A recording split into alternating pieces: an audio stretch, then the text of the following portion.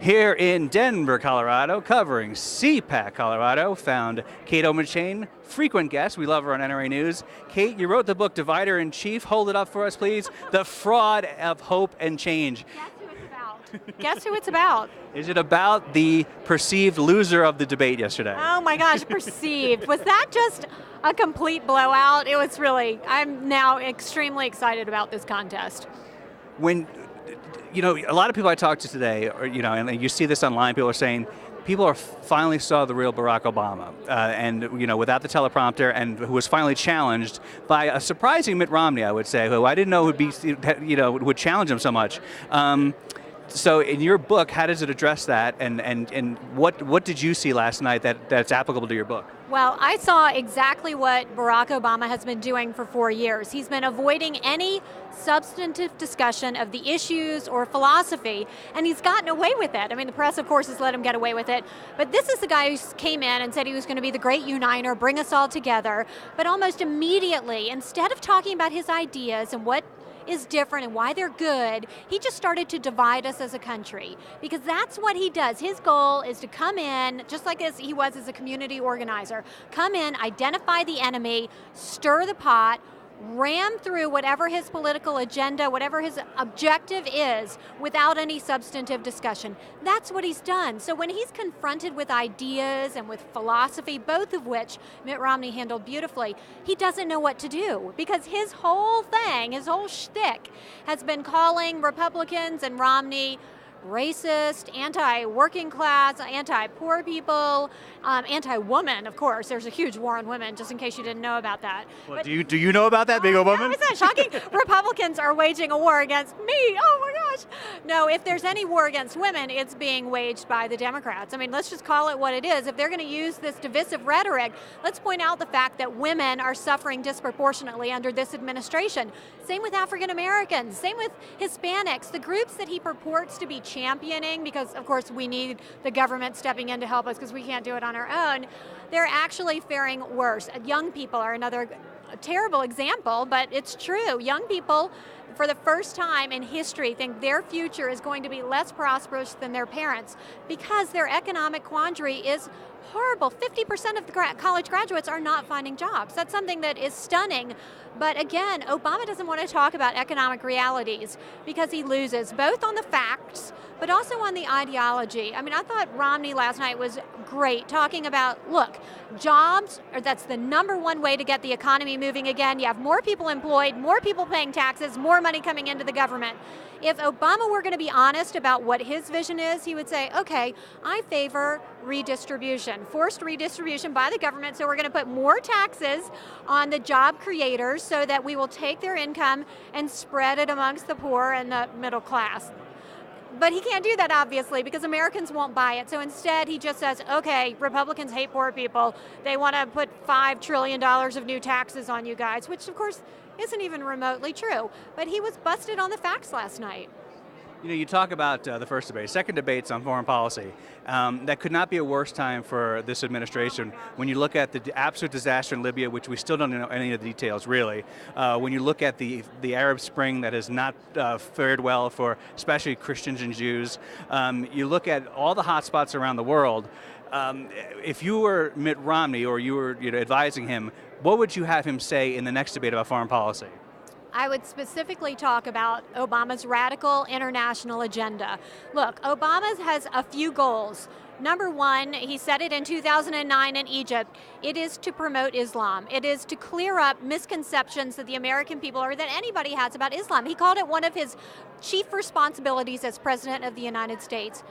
That is a stunning thing. As opposed to building up America's image around the world, keeping us safe, no, it was to varnish the image of Islam. That is something that absolutely has to be pointed out.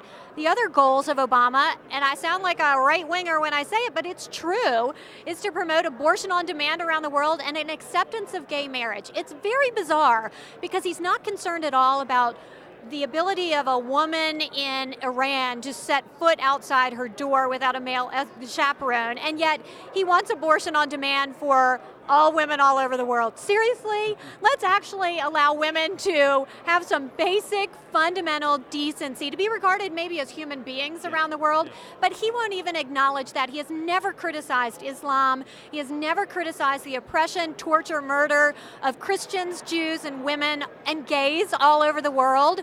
And he refuses to hold them accountable. And as a result, we have a conflagration in the Middle East because they know America is going to stand on the sidelines, not stand up for what is right and good. I mean, look, we basically paved the way for the Muslim Brotherhood to take over one of our allies, Egypt. Seriously, it's a bizarre thing. And in Egypt, the Muslim Brotherhood and the president endorsed the designation of women as secondary, men as fundamental, women as secondary.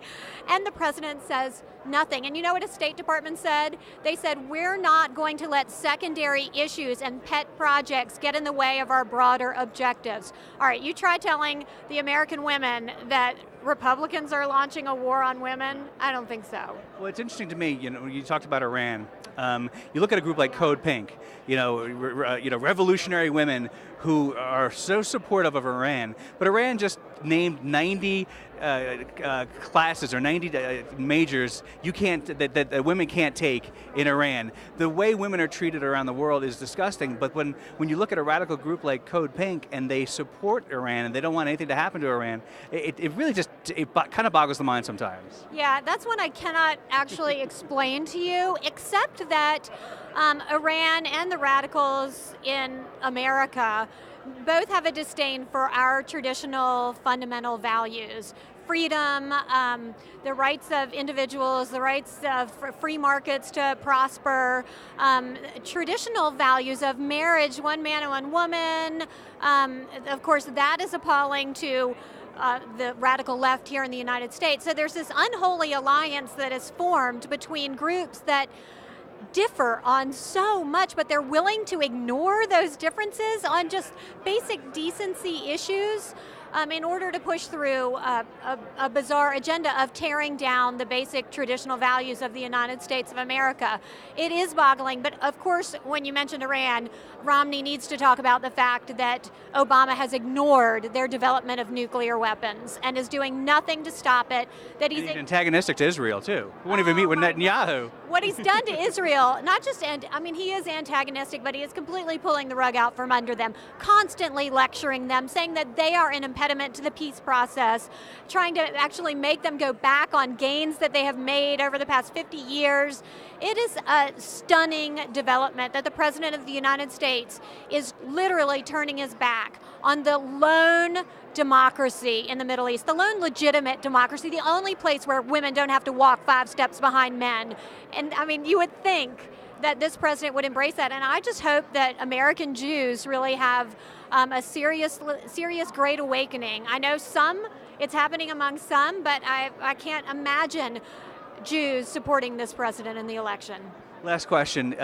Your book Divider in Chief, you talk about this president. If he were to win a second term, let's say, talk about, for our audience especially, the attacks on the Second Amendment. What would happen to the Supreme Court justices? When we're talking about 5-4 decisions in terms of gun rights, what would happen to the Second Amendment in a second Obama term? Yeah, well, they would be directly targeted because this president knows that he could not have done that in his first administration. Already when he was elected, you saw the sales of ammunition go through the roof because people assumed that they were going to lose their right to purchase.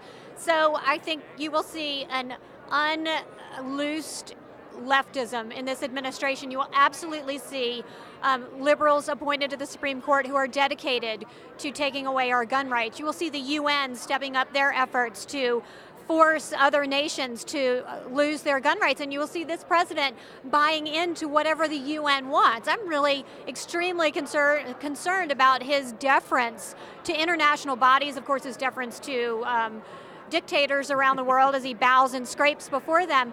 But there will be, and you know what, everybody says, well, we'll take over Congress and we'll have that as a bulwark. This president has demonstrated he doesn't care about Congress. I have a chapter in my book called The Imperial Presidency. He just marches right around Congress if something happens that he doesn't like. He will do that on steroids if he wins this next election. There will be no restraints on him. It's like he said to Medvedev, take back to Putin, that I have to be careful until after the election, and then I'll have more flexibility. Yeah, my constraints will be gone and I'll be able to do whatever I want. I think it is incumbent on gun owners, on anyone who loves the Constitution, to not only get out and go to the polls, that is key, but to share with anybody you can get an ear, to share with them your values and your vision and an understanding of really how treacherous this president has been, not just in pushing through a radically left agenda, which is a huge problem, but also in going after the essence of what makes us great. Our differences bring us together. This president wants nothing to do with those differences. He wants to avoid the messiness of democracy and actually shut out half of the population. He doesn't want to hear what they have to say.